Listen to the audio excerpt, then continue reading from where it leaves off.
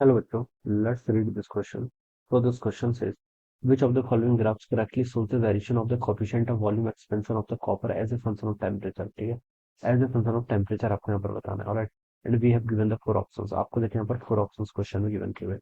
तो देखिए बच्चों, इस क्वेश्चन का की कॉन्सेप्ट आप क्या लिख सकते हैं? The key concept of this question, आपको यहाँ पर वेरिएशन बताना है वॉल्यूम कोफिशिएंट ऑफ एक्सपेंशन का विद द टेम्परेचर। ऑलराइट, तो वॉल्यूम एक्सपेंशन लिख लीजिए बच्चे। इस क्वेश्चन का की कॉन्सेप्ट क्या लिख लीजिए? Volume expansion will be the key concept of this question.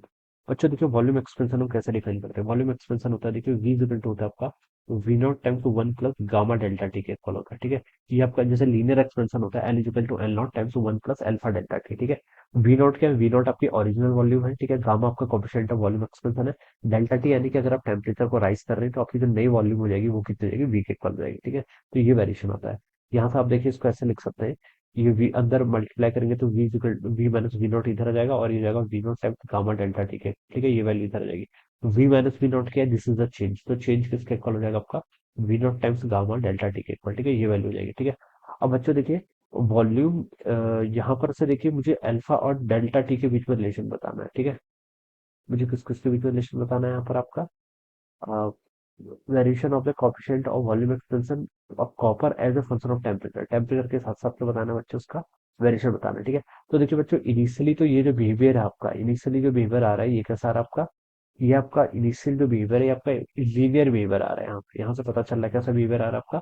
Linear behaviour आ रहा है। ठीक है, और इसको मैं ऐसा लिख सकता हूँ, देखिए इसका वैसे लिख लिया, delta we divided by original को चल लिया वी नॉट से रिप्रेजेंट कर लिया, ये आपका अल्फा वी टाइम्स आपके यहाँ पर से डेल्टा टी के इक्वल हो जाएगा। ठीक है, ये हम यहाँ पर ऐसा लिख सकते हैं। अब बच्चों देखिए, इसको सॉल्व करने के लिए ना आप यहाँ पर इसका क्या कर लीजिए?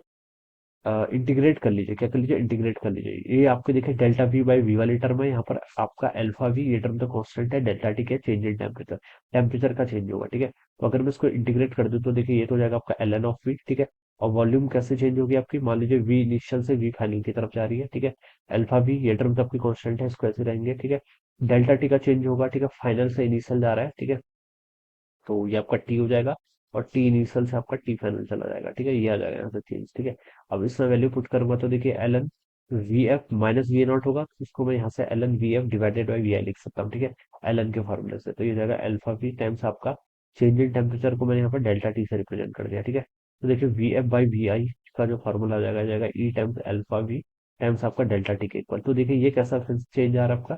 ये आपका कैसा बिहेवियर आ रहा है?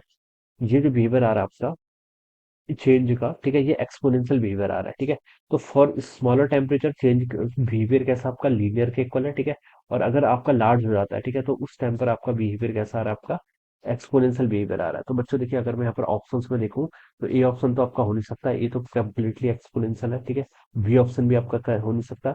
डी आपका देखिए पहले आपका लीनियर है, ठीक है, लेकिन इसके बाद भी लीनियर ही आ रहा है। ठीक है, स्ट्रेट लाइन बिहेवियर है, तो दिस इज अगेन इनकरेक्ट। ठीक है, कॉन्स्टेंट हो जा रहा है उसके बाद ही। सी ऑप्शन आपका करेक्ट ऑप्शन यहाँ पर से मैच कर रहा है। ठीक है, for the smaller temperature range आपका लीनियर बिहेवियर है, उसके बाद आपका एक्सपोनेंशियल बिहेवियर है। तो यहाँ तो सी ऑप्शन क्या होना चाहिए बच्चों? का राइट आंसर हो जाएगा। ठीक है, सी ऑप्शन क्या होगा इसके corresponding right answer. So I hope you understood this concept. All the best and thank you so much.